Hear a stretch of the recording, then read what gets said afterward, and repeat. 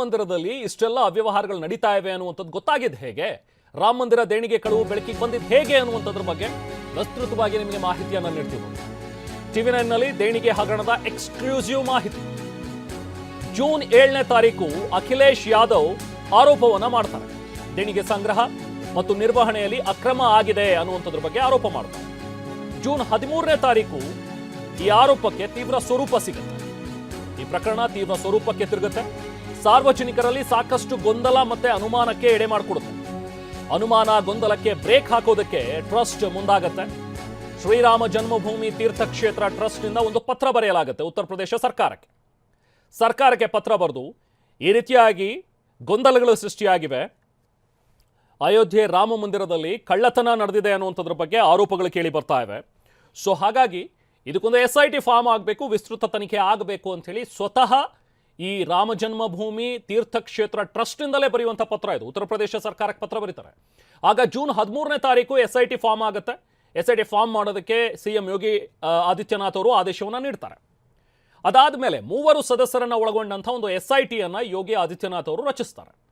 ಅಧಿಕಾರಿಗಳು ದೇಗುಲದ ಸಿಬ್ಬಂದಿಗೆ ತೀವ್ರ ವಿಚಾರಣೆಗೆ ಒಳಪಡಿಸ್ತಾರೆ.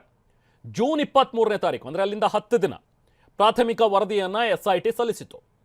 ದೇಣಿಗೆ ಬಾಕ್ಸ್ಗಳಿಂದ ಹಣ ಸಂಗ್ರಹಿಸುವಂಥ ಒಂದು ಪ್ರಕ್ರಿಯೆ, ಜೊತೆಗೆ ಹಣ ಎಣಿಕೆಯ ವಿಧಾನ, ನಗದು ನಿರ್ವಹಣೆ, ಬ್ಯಾಂಕ್ ಖಾತೆ ಮೇಲ್ವಿಚಾರಣೆ ಎಲ್ಲ ಹಿಂದಿನ ದಾಖಲೆಗಳನ್ನು ಕೂಡ ವಶಕ್ಕೆ ಪಡೆದು ಪರಿಶೀಲನೆಯನ್ನು ನಡೆಸಿತ್ತು SIT. ಚಂಪತ್ ರಾಯ್, ಅನಿಲ್ ಮಿಶ್ರಾ ಸೇರಿದಂತೆ ಪ್ರಮುಖರನ್ನ ವಿಚಾರಣೆಗೆ ಒಳಪಡಿಸಿತ್ತು ವಿಶೇಷ ತನಿಖಾ ತಂಡ. ಈ ತನಿಖೆ ಸಂದರ್ಭದಲ್ಲಿ ಕೆಲವೊಂದಷ್ಟು CC ಕ್ಯಾಮ್ರಾಗಳನ್ನು ಮರೆಮಾಚಿರೋದು ಕೂಡ ಗೊತ್ತಾಯಿತು. ಇದನ್ನ ಉದ್ದೇಶಪೂರ್ವಕವಾಗಿಯೇ CC ಕ್ಯಾಮ್ರಾಗಳನ್ನು ಮರೆಮಾಚಿದ್ದಾರೆ, ಹಣದ ಎಣಿಕೆ ಜಾಗದಲ್ಲಿ CC ಕ್ಯಾಮ್ರಾಗಳನ್ನು ಮರೆಮಾಚಲಾಗಿದೆ ಅನ್ನುವಂಥದ್ರ ಬಗ್ಗೆನೂ ಕೂಡ SIT ತನಿಖೆ ವೇಳೆ ಗೊತ್ತಾಯಿತು. ಇದಲ್ಲದೆ ಸಿಬ್ಬಂದಿ ಡ್ರೆಸ್ ಕೋಡ್ ಸಹ ಪಾಲನೆ ಮಾಡಿರಲಿಲ್ಲ. ಭದ್ರತೆಯನ್ನು ತಪ್ಪಿಸಿ ನೇರವಾಗಿ ಹಣ ಎಣಿಕೆಯಲ್ಲಿ ಭಾಗಿಯಾಗಿದ್ರು. ಇವರಿಗೆ ಹಾಗಾದ್ರೆ ಅವಕಾಶ ಕೊಟ್ಟವ್ರು ಯಾರು? ಒಂದು ಡ್ರೆಸ್ ಕೋಡ್ ಇದೆ, ಅವರಿಗೆ ಅದು ಅವ್ರದೇ ಆದಂಥ ಒಂದು ಐಡೆಂಟಿಟಿ ಕಾರ್ಡನ್ನು ಕೊಟ್ಟಿರ್ತಾರೆ, ಅವ್ರುಗಳು ಮಾತ್ರ ಎಣಿಕೆ ಕಾರ್ಯದಲ್ಲಿ ಭಾಗಿಯಾಗಬೇಕು. ಅದನ್ನು ಮರೆಮಾಚಿ ಯಾಕೆ ಬಂದರು ಇವರು ಎಣಿಕೆಯಲ್ಲಿ ಭಾಗಿಯಾದರು? ಹಾಗಾದರೆ ಇವರು ಹಣ ಲಪಟಾಯಿಸೋ ಉದ್ದೇಶದಿಂದಲೇ ಬಂದಿದ್ರಾ ಅನ್ನುವಂಥ ಒಂದು ಪ್ರಶ್ನೆಗಳು ಏಳೋದಕ್ಕೆ ಆರಂಭವಾಯಿತು.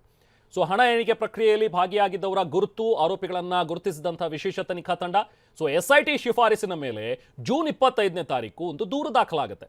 ಟ್ರಸ್ಟ್ನ ಸದಸ್ಯ ಕೃಷ್ಣ ಮೋಹನ್ ಅವರು ದೂರು ಕೊಡ್ತಾರೆ. ಅದನ್ನು ಆಧರಿಸಿ ನಿನ್ನೆ FIR ಆಗಿದೆ. ಹಾಗೆ 8 ಆರೋಪಿಗಳನ್ನು ಈಗ ಬಂಧಿಸಿದ್ದಾರೆ.